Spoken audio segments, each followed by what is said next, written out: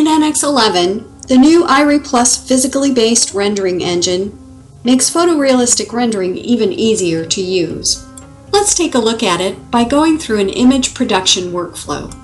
Start by going to the Render tab that opens the Render ribbon, but go directly to the Studio task to do your rendering setup. When you enter the Studio task, the Advanced Studio display is set for you automatically, as is a default scene, this gray studio scene, with image-based lighting and a base plane. A new set of system materials is provided for you based on Iray Plus.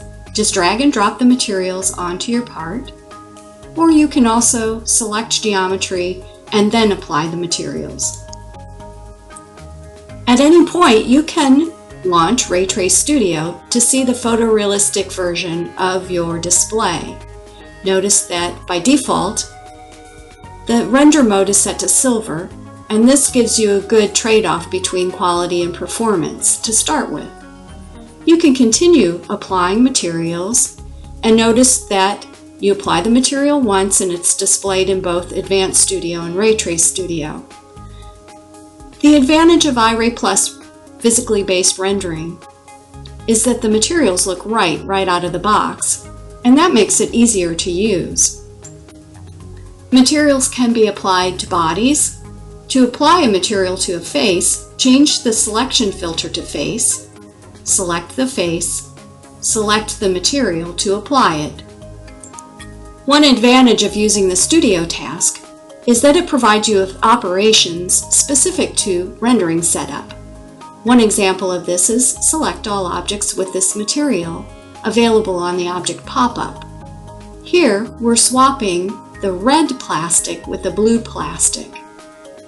Selected once, but applied to all the objects on which the red plastic had been applied.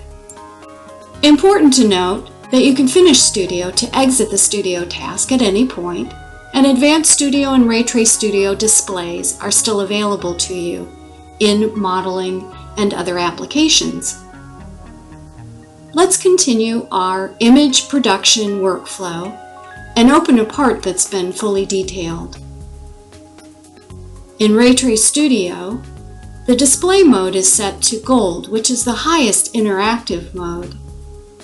It gives you the best quality and is still interactive. To do the rendering setup, we go to Ray Trace Studio Editor. Notice the new remote render capability. For static image setup, you can pick the file format, you can render to window size or bigger than window, and you can set a time limit. Hit the Start Shade button to render your image at the highest quality level. You control the duration by either waiting for the time limit or hitting pause. Save the image to a file, specifying the file path and name, and hit OK to save the file.